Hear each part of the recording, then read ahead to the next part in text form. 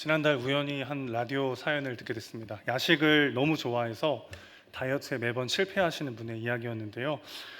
하루도 야식을 끊을 수는 없고 일주일 중에 단 하루라도 야식을 먹지 않으면 안 되는 분이었는데 전부 다 끊을 수는 없고 내가 이제 앞으로는 T로 시작하는 날만 야식을 먹겠다 그렇게 결단을 했다고 합니다. 그래서 Tuesday 화요일 먹고, Thursday 목요일 먹고, Today 오늘 먹고, Tomorrow 내일 먹고 이렇게 또 실패했다고 하네요.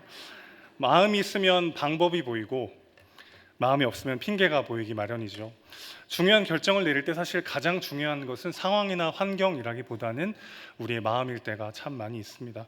그래서 본문의 모세에 대한 하나님의 결정이 너무나 가혹하게 느껴지는 것이 사실이죠. 오늘 본문은 모세가 가나안 땅으로 들어가지 못하게 됐던 이유에 대해서 말해주는 사건입니다. 언뜻 보면 모세가 가나안 땅으로 들어갈 수 없는 피치 못한 사정이 있어서라기보다는, 그리고 어떤 방법이 없어서라기보다는 애초에 하나님께서 그렇게 하실 마음이 없으셨던 것은 아닌가 생각이 들 정도로 너무나도 모세에게 가혹한 결정이 아닌가 싶습니다. 완악하고 자기 멋대로인 이스라엘 백성들을 모세가 애굽에서부터 여기까지 인도하느라 정말 많은 고생을 했는데 한 번 실수한 것 때문에 가나안 땅에 들어가지 못하는 것은 얼마나 참 억울한 일인가, 그런 생각이 드는 것이죠. 토사구팽도 아니고 모세가 한 번 잘못한 거 가지고 가나안 땅에 못 들어가게 하시다니, 이런 하나님을 우리가 어떻게 이해할 수가 있겠습니까? 하지만 우리는 알고 있죠. 분명 우리 하나님은 공의와 사랑의 하나님이십니다. 한 번의 실수 때문에 모세를 버리는 그런 하나님은 아니시죠. 자, 그러면 무엇 때문일까요? 사실 모세가 가나안 땅에 들어가지 못하게 된 이 말씀에는, 이 사건에는 우리가 깊이 숙고해 봐야 할 메시지들이 많이 담겨 있습니다. 그래서 오늘 세 가지로 한번 살펴볼 텐데요. 이런 순서로 한번 살펴보고자 합니다. 첫 번째는 약속의 땅으로 들어가는 조건은 그럼 대체 무엇인가라는 것을 한번 살펴보려고 해요. 천국에 들어가는 것과 또 출애굽하여 가나안으로 들어가는 것은 완전 일치하는 것은 아닙니다만은 성경 곳곳에서 비슷한 비유로 사용되고 있기 때문에 우리에게도 아주 중요한 의미라고 할 수 있겠습니다. 두 번째는 약속의 땅으로 들어가는 것보다 더 중요한 것은 무엇인가 한번 살펴보도록 하고요. 마지막 세 번째는 약속의 땅으로 들어가지 못한 실질적 결과가 무엇이었는지 한번 살펴보도록 하겠습니다. 약속의 땅으로 들어갈 수 있는 자격은 뭐고, 그 땅으로 들어가는 것보다 더 중요한 것은 무엇이고, 그리고 모세가 들어가지 못한 실질적 결과가 무엇이었는지 한번 말씀을 살펴보도록 할게요. 먼저 약속의 땅으로 들어갈 수 있는 자격이 무엇인지 설명드리도록 하겠습니다. 오늘 이 사단이 일어난 일은 또 이스라엘 백성들이 불평했기 때문이죠. 광야 생활하는 가운데 물이 똑 떨어지고 말았습니다. 여러분, 사막 한가운데에서 광야를 생활하면서 물이 떨어지는 건 엄청난 위기죠, 그렇죠? 이해되는 부분입니다. 그러나 이스라엘 백성들이 여기까지 어떻게 살아남을 수 있었냐면은 하나님의 때에 따라 만나와 메추라기를 주시고 반석에서 물을 내서 그들을 먹이시고 입히시고 그렇게 인도하셨기 때문에 이스라엘 백성들이 여기까지 올 수 있었죠. 그런데 마치 처음인 것처럼, 마치 자기들끼리 지금까지 자신들의 능력으로 여기까지 살아남은 것처럼 그들은 또 눈앞의 목마름을 견디지 못하고 불평하고 원망하고 있습니다. 광야 생활 내내 물이 없을 때마다 불평하던 이스라엘은 이번에도 마치 처음인 것처럼 모세를 찾아와 원망하고 있어요. 3절 말씀 다시 한번 함께 읽어보겠습니다. 시작. 우리 형제들이 죽었을 때 왜 우리를 여기까지 데리고 와서 이렇게 고생시키느냐? 차라리 그때 죽었어야 된다. 여기는 아무것도 없다. 그렇게 모세를 향해 원망하고 있는 것이죠. 그때 모세가 반역한 너희여 이런 표현을 씁니다. 이 반역자라는 말을 히브리어로 마라라고 해요. 여러분, 마라 혹시 기억하십니까? 마라라는 곳에 갔을 때도 물을 먹을 수 없는 상황이어서 백성들이 원망했고 하나님은 그 마라의 쓴물을 단물로 바꿔주셔서 풍족하게 마실 수 있도록 만들어 주셨죠. 그런데 그 모든 일들을 새까맣게 잊어버리고 또 원망하고 있는 이스라엘 백성들을 향해서 너희가 그 마라의 일을 기억하지 못하느냐? 왜 또 같은 실수를 하고 있는가? 그렇게 분노하고 있는 것이죠. 그래서 하나님께서 모세를 향해 반석을 향해 명하라고 했는데 너무 화가 난 나머지 반석을 내리치게 되죠. 이것을 하나님은 어떻게 해석하시냐면 하나님의 거룩하심을 나타내기보다는 반역하고 패역한 이스라엘에 대한 분노와 실망을 드러냈다라고 말씀하시고, 이것은 그런 이스라엘마저도 끝까지 사랑하시는 하나님을 신뢰하지 못한 행동이었다라고 말씀하십니다. 그리고 이러한 모세의 믿음 없음 때문에 그가 약속의 땅인 가나안에 들어가지 못할 것이라고 하나님은 오늘 말씀하시는 거죠. 우리 가운데도 그런 사람들이 있습니다. 많이 기도하고 사랑하고 섬겨줬는데 대체 변하질 않아요. 대체 언제까지 내가 그 사람을 견뎌줘야 할까? 언제까지 사랑하고 언제까지 기다리고 그 사람을 위해서 언제까지 기도해야 할까? 그런 마음이 드는 사람이 있습니다.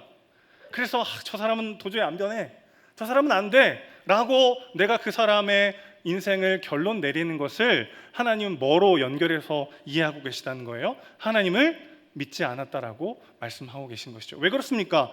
사람을 변화시킬 수 있는 사람은 아무도 없습니다. 하나님만이 사람을 변화시킬 수 있죠.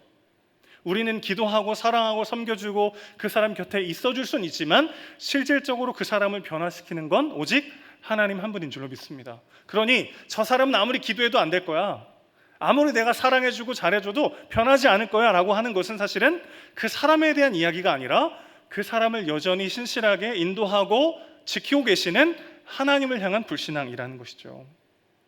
그런데 사실 이 기준이요, 하나님을 믿지 못했기 때문에 가나안 땅에 들어가지 못했다라고 하는 이 기준은 모세에게만 해당되는 것이 아니었습니다.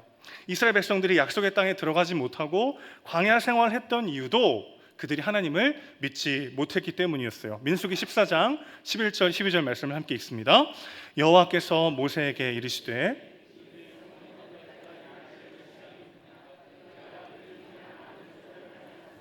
어느 때까지 나를 믿지 않겠느냐? 내가 전염병으로 그들을 쳐서 멸하고 내게 그들보다 크고 강한 나라를 이루게 하리라. 자, 여기서 말하는 믿지 않았으니 라는 표현에 주목할 필요가 있습니다. 이스라엘 백성들이 원래 가나안 땅에 들어가지 못하고 40년 동안 광야를 전전해야 됐던 이유는 무엇입니까? 그들이 정탐꾼을 보내서 그 정탐꾼들이 한 말을 듣고 우리는 들어갈 수 없다, 하나님을 믿지 않았기 때문에 그들이 광야를 전전했죠. 오늘 본문에서 하나님은 모세 역시 하나님을 믿지 않았다라고 말씀하십니다. 자, 오늘 본문 12절과 아까 말씀드린 민수기 14장에 동일하게 신뢰하지 않았다라는 동사가 사용이 됐고요, 처벌도 동일했던 것이죠. 그러니까 모세니까 그래도 봐줘야죠가 아니라 모세라고 할지라도 약속의 땅은 오직 믿음으로 들어간다는 것입니다. 세상에는 뭐 전관 예우 이런 게 있죠. 모세 정도 되면 그 정도 실수해도 봐줘야 되는 게 세상의 논리입니다. 정상 참작이라는 게 있어요, 그렇죠? 이스라엘 백성들의 완악함과 그들의 죄를 보면서 그들을 인도하느라고 그 정도 실수는 할 수 있으니까 봐줘야 되지 않습니까? 그렇게 해석할 수도 있습니다. 또 모세가 이런 죄를 범한 거는 처음이잖아요. 세상 법정도 초범인 경우에는 봐주기도 합니다. 무전유죄, 유전무죄 이런 말도 있어요. 힘있고 가진 자들은 법을 요리조리 빠져나가기도 합니다. 그래서 세상 사람들은 그렇게 더 가지려 하고 더 높이 올라가려 하고 삶을 갈아 넣어서라도 무언가를 더 이루려고 하는 것이죠. 그러나 여러분, 약속의 땅을 들어가는 유일한 자격은 그의 공로나 노력이나 실력이 아니라 오직 믿음이었다는 것을 기억하셔야 합니다. 오늘 우리도 마찬가지죠. 우리가 구원받다 하나님의 자녀가 된 유일한 이유는 무엇입니까? 그분께서 우리의 작은 믿음을 의롭게 여겨주셨기 때문이죠. 거기에는 우리의 그 어떤 공로와 자격도 들이댈 수가 없습니다. 2022년 세계 육상 선수권 대회가 지난 미국에서 열렸었는데요. 그 중에 장대 높이뛰기 종목이 있었습니다. 황제라고 불리는 듀플랜티스라는 선수가 있어요. 이 선수가 세계 신기록을 세우면서 우승을 했습니다. 기존까지 세계 신기록도 자기 기록이었는데 그 기록을 5cm나 더 끌어올리면서 6m 21cm를 뛰어넘은 거예요. 정말 뭐 인간 새라고도 할 수 있겠죠. 엄청난 기록인데, 그런데 장대 높이뛰기 그 종목 뉴스를 이렇게 보는데요. 와, 어떻게 저렇게 높이 뛸 수 있을까 놀라기도 했지만 이런 생각이 들었습니다. 아무리 뭐 6m, 7m, 8m 높이 뛰어 올라도 결국에는 다 하나같이 땅으로 내려오는 거죠. 제가 뭐 장대 높이 뛰기 종목을 폄하하려는 의도는 전혀 없습니다. 그런데 인간 구원의 관점에서 보면 아무리 높이 올라가고 많은 것을 이룬 사람이라 할지라도 결국 죽음을 향해 달려가는 비참한 존재라는 것은 변함이 없는 것이죠. 마치 돌멩이 하나를 물속에 빠뜨렸을 때와 거대한 바위를 물속에 빠뜨렸을 때 둘 다 물속으로 가라앉을 수밖에 없는 것처럼 우리는 우리의 죄의 크기와 상관없이 하나님 앞에 용납받기에는 너무나도 보잘것없는 죄인이요 비참한 인생들이라는 것은 변하지 않는 것이죠. 그렇기 때문에 그런 우리가 구원받을 수 있는 유일한 조건은 오직 은혜라는 것입니다. 오직 믿음으로 구원받는 자들이죠. 그런데 우리는 자꾸만 더 자격을 갖춰야 될 것 같아요. 더 괜찮은 존재가 되어야 될 것 같고 무언가를 더 완벽하게 해내야만, 무언가를 이뤄야만 내 삶이 의미 있는 존재가 될 것 같은 착각에 빠질 때가 있습니다. 그러나 기억하셔야 합니다. 내가 무언가를 더 이루고 더 가져야만 내 인생의 안정감과 의미와 보람을 누릴 수 있는 것이 아니라 오직 은혜로 있는 모습 그대로 나를 받으시는 그분의 여겨주심 안에서 우리가 얼마나 존귀한 존재가 되었는지를 기억하는 우리 모두가 되길 소망합니다. 그렇게 치자면 모세가 가나안 땅에 들어가지 못한 건 사실은 부당함이나 서운함이 아니라 우리 입장에서는 은혜인 것이죠. 저렇게 자격을 갖춘 사람도, 저렇게 완전한 사람도, 저렇게 누구보다 이스라엘 중에 가나안 땅에 들어가기 합당한 사람도 하나님의 그 엄청난 사랑과 인정과 용납을 받기에는 부족하고 오직 은혜로만, 오직 믿음으로만 하나님께 용납받을 수 있다는 사실이 우리를 얼마나 자유케 합니까? 가나안 땅에 들어갈 수 있는 유일한 조건은 믿음이었습니다. 우리가 하나님 앞에 의인으로, 의미 있는 존재로, 가치 있고 사랑받는 존재로 여김받는 유일한 근거도 믿음입니다. 우리 하나님께서 우리를 그렇게 보십니다. 그 믿음으로 주어진 삶을 살아내는 우리 모두가 되시기를 주님의 이름으로 축원합니다. 두 번째로 넘어갈까요? 약속의 땅으로 들어가는 것보다 그래서 더 중요한 것이 있습니다.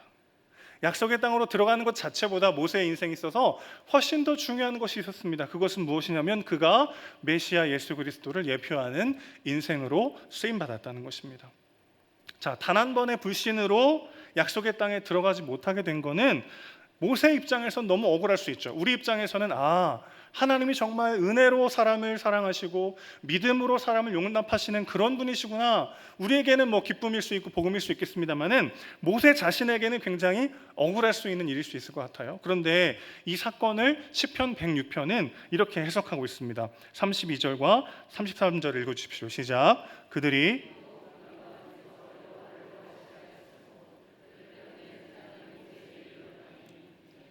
그의 뜻을 거역함으로 말미암아 모세가 그 입술로 망령되이 말하였음이로다.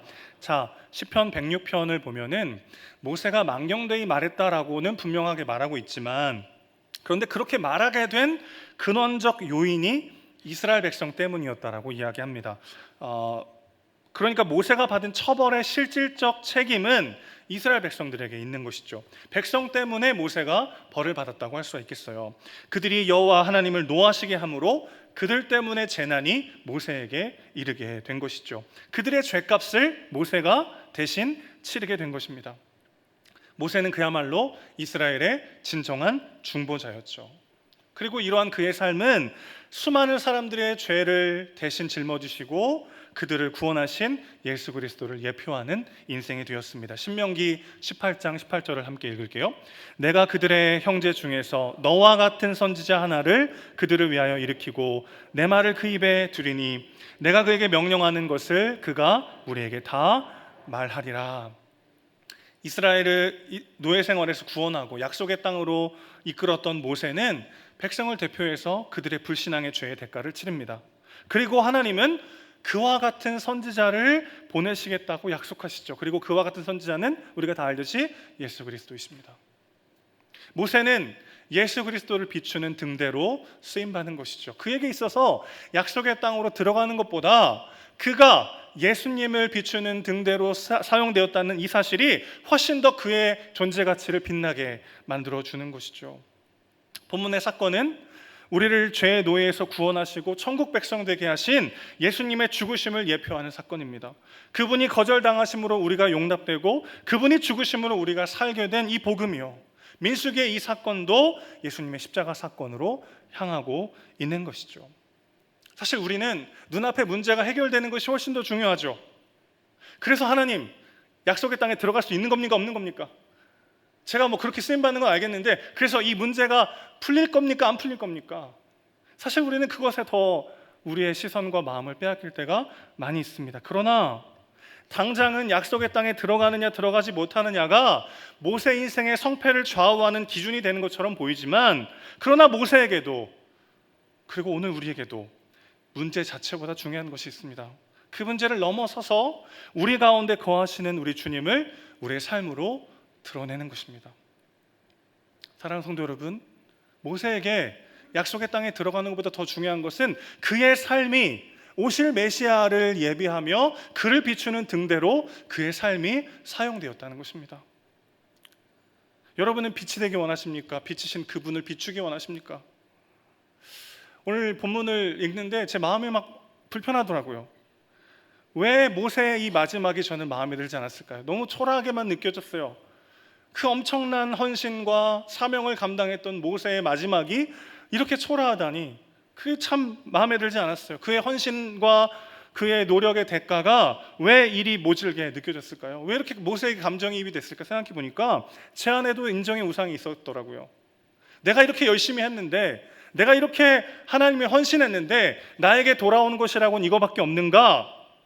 내가 받아야 할 한 일에 대한 마땅한 보상과 칭찬과 인정을 받기 위한 삶을 살아갈수록 눈앞의 보상과 결과에 따라 우리의 마음이 뒤흔들 수밖에 없습니다. 그리고 보이지 않지만 훨씬 더 크게 우리를 사용하고 우리에게 영광 받으시기 원하시는 하나님을 바라볼 수 없게 되는 것이죠. 이스라엘의 중보자는 죄인이었습니다. 그러나 그는 최선을 다한 삶을 통해 빛 대신 주님을 비추는 역할로 쓰임받았죠. 그리고 우리의 중보자이신 예수 그리스도는 아무런 죄가 없으신 분이십니다. 그리고 빛 자체이신 그분이시죠. 그분은 죽으시고 부활하시며 우리를 구원하셨을 뿐만 아니라 우리 안에 오셔서 우리 안에 거하십니다. 빛을 품은 자는 이제 더 이상 빛나지 않는 것을 두려워하지 않을 수 있게 되는 것이죠.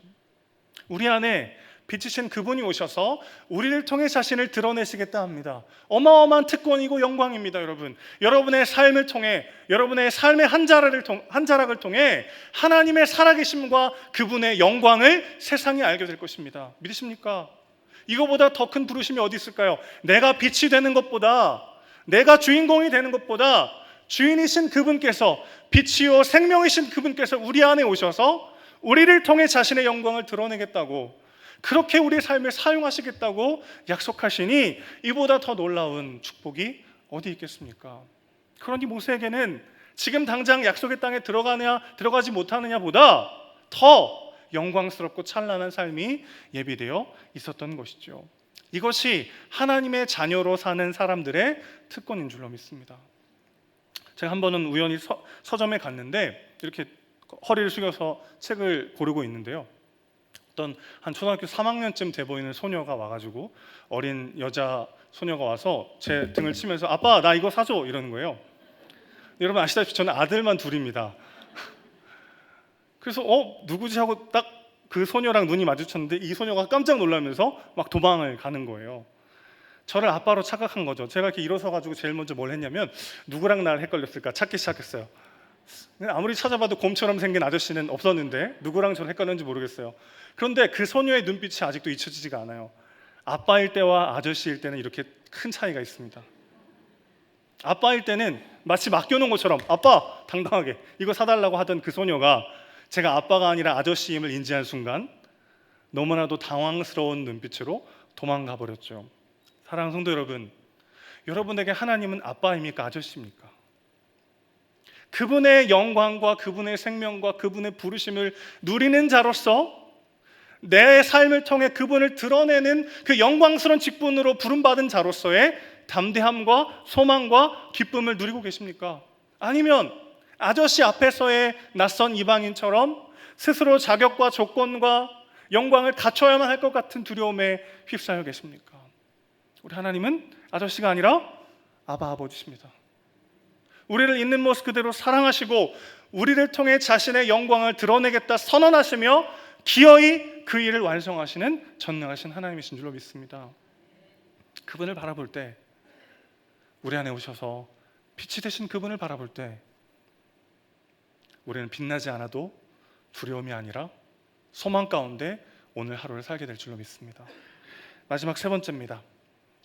약속의 땅에 들어가지 못한 진짜 결과가 있습니다.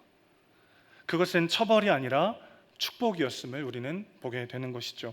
자, 예수님을 비추는 삶, 너무 감격스럽고 그럴듯한데 모세와는 너무 먼 이야기 같아요. 그렇죠? 내가 나중에 이런 나의 삶을 통해 예수님을 예표하고 예수님을 비추는 삶이 되었다는 것을 천국 가서는 듣고 굉장히 기뻐했겠지만 오늘 당장의 모세 현실에는 사실 너무 요원하게 느껴지는 것이 사실이죠.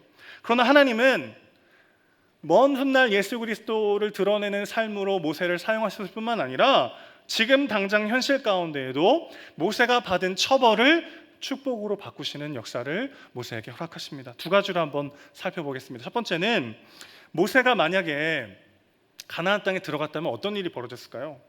백성들은 모세가 죽어서 만들어진 무덤을 엄청나게 심각하게 우상 숭배했을 것입니다. 근거가 있어요. 훗날 이스라엘 백성들은요, 모세가 아니라 모세가 만들어 높이 달았던 놋뱀까지도 우상 숭배했던 사람들입니다. 이 놋뱀을 없애지 못해가지고요, 한 700여 년 동안 이스라엘 사회에 계속 남아있다가 남유다 히스기야 왕 때에야 비로소 놋뱀이 제거가 됩니다. 그만큼 모세는 엄청난 영향력을 가졌던 사람이죠. 그가 행했던 기적과 그의 놀라운 업적들을 생각할 때 그의 무덤이 만약에 가나안 땅 안에 있었다면 필시 그는 자기의 의도와는 다르게 이스라엘 역사상 최악의 우상 숭배의 중심지를 만들었을 사람이라는 불명예를 쓸 수밖에 없었던 것이죠. 그런데 모세가 어디서 죽었는지도 알 수 없도록 광야 가운데 죽은 것은 이 최악의 우상 숭배를 막는 엄청난 은혜가 된 것이죠. 우리는 눈앞의 결정이 나에게 득이 될지 해가 될지 알 수가 없습니다. 그렇죠?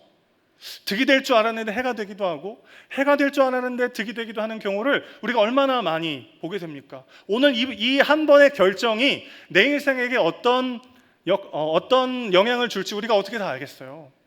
그러나 하나님은 다 아십니다. 하나님은 오늘 이 사건이, 오늘 이 하루가, 오늘 이 결정이 우리에게 득이 될지 해가 될지 너무나도 잘 아시죠? 그래서 그분께서는 우리에게 항상 가장 선한 것을 주십니다. 그분께서는 우리에게 가장 선한 것을 주시지만 그것이 우리에게는 때로 악한 것처럼 느껴지기도 합니다. 때론 외로움과 초라함과 비참함과 두려움과 절망으로 다가오기도 합니다. 그러나 여러분, 그리스도를 보십시오. 그분만이 우리의 삶의 진정한 선과 축복과 은혜가 무엇인지를 아시는 분이십니다.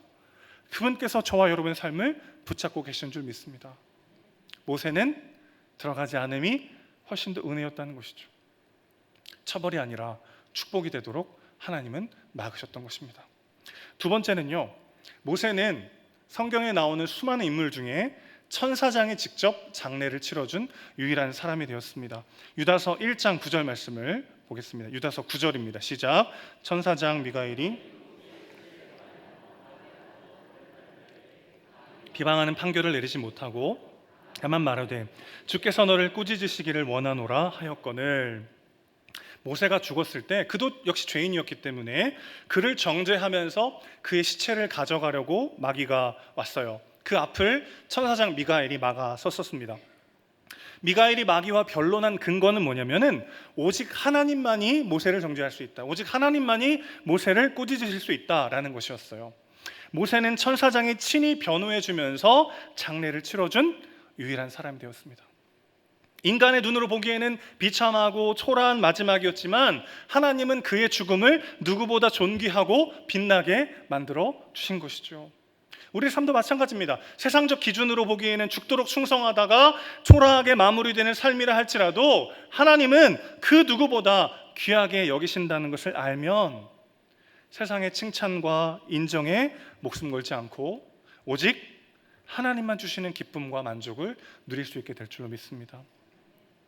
하나님이 계신 것과 그가 자기를 찾는 자들에게 상 주시는 이심을 바라볼 때 오늘 우리는 눈앞에 보이는 결과에 휘둘리지 않고 담대히 묵묵히 주어진 삶을 살아낼 수 있게 될 줄로 믿습니다.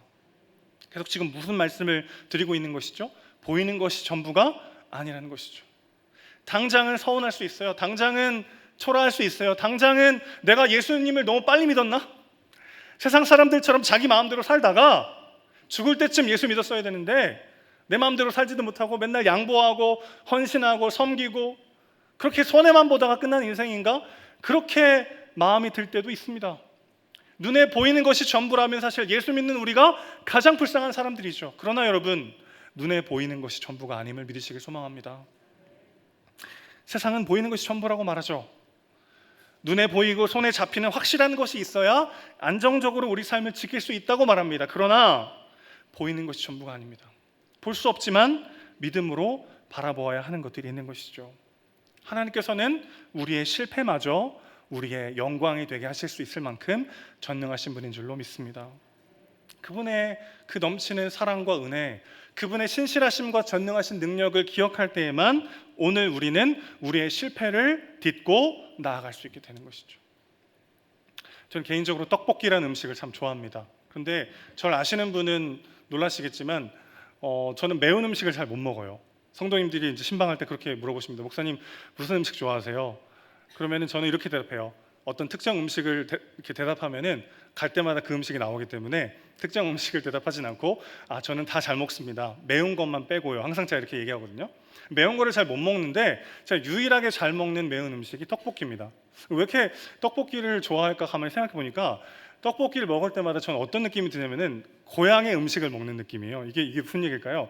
제가 어릴 때 저희 어머니가 포장모차를 해서 저희를 이제 키우셨어요. 그래서 학교 끝나면 이제 갈 데가 없어가지고 세발 자전거 뒤에다 동생 태우고 온 동네 방네를 이제 휘젓고 다니는 거죠. 그래서 온 동네 방네 돌아다니면서 장독대 깨고 다니고 제가 그랬거든요. 상상이 안 되시죠? 예. 그러다가 이제 배고프면 어머니가 하신 포장마차 가지고 떡볶이 먹고 오뎅 먹고 또 놀다가 어머니 퇴근하시는 밤 늦게쯤 같이 이제 집으로 가는 그런 유년 시절을 보냈어요. 참 가난하고 외롭고 어려웠던 시절을 보냈습니다. 그 시절 먹었던 떡볶이가 참 저의 마음을 따뜻하게 해주는 음식인 것 같아요. 그런데 그 시절 참 외롭고 가난하고 초라했던 삶을 살았지만 하나님은 저의 그 실패하고 어두웠던 기억을 새로운 사명으로 선물해 주셨습니다. 제가 개척을 앞두고 왜 남양에 개척을 해야 할까? 그게 설득이 되지 않는 겁니다. 우리 남양에 이렇게 건강하게 은혜동생교회가 있는데 왜 지금 여기에 개척해야 될까?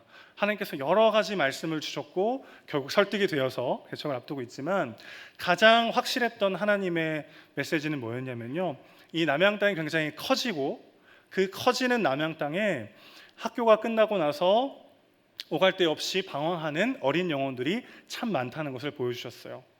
제가 초등학교가 끝나고 나면 동생을 세발자전거 뒤에 태우고 온 동네를 돌아다녔듯이 돌봄이 필요하고 사랑이 필요한, 숙제를 하고 간식을 먹고 함께 놀고 시간을 보낼 그런 장소, 그런 가정이 필요한 영혼들이 이 남양 땅에 참 많다는 것을 보여주셨습니다. 아빠가 필요하고 엄마가 필요하고 가정이 필요한 영혼들이 이 땅에 참 많다는 것을 보여주셨어요.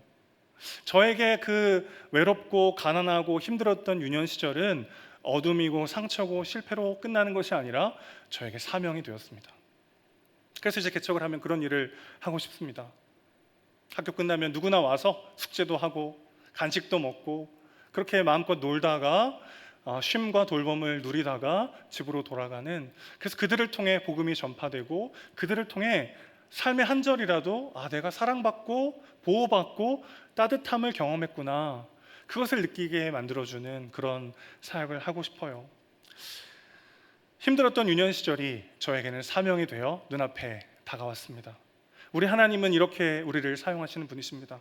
우리의 실패까지도 우리의 어두움까지도 사용하셔서 우리를 찬란하게 빛나는 하나님의 영광의 도구로 사용해 주십니다. 세상은 끊임없이 우리를 정죄하죠. 넌 이미 끝났어. 그 성격 가지고 무슨 큰일을 하겠어.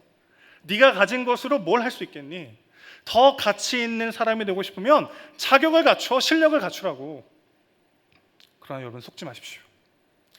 우리 인생의 주인 되시는 분은 우리의 연약함과 부족함, 우리의 실패마저도 가장 아름다운 작품으로 승화시키실 수 있는 분이신 줄로 믿습니다. 그러니 우리에게 어떤 능력이 있는가? 우리가 어떤 것을 이뤘느냐보다 더 중요한 것은 우리가 그분과 함께 한다는 것입니다. 가장 어둡고 차가운 색으로도 가장 따뜻하고 아름다운 그림을 그리실 수 있는 분, 그분이 우리 주님이신 줄 믿습니다. 그러니 우리는 감히 이렇게 말할 수 있는 것이죠. 모세의 마지막은 초라했지만 그러나 누구보다 찬란했다고요. 그리고 이 위대한 역설의 삶이 저와 여러분 가운데 주어졌습니다. 그리스도와 함께 그 찬란하고 빛나는 하나님의 영광을 드러내는 그 복된 삶을 살아내는 저와 여러분 되시기를 주님의 이름으로 축원합니다.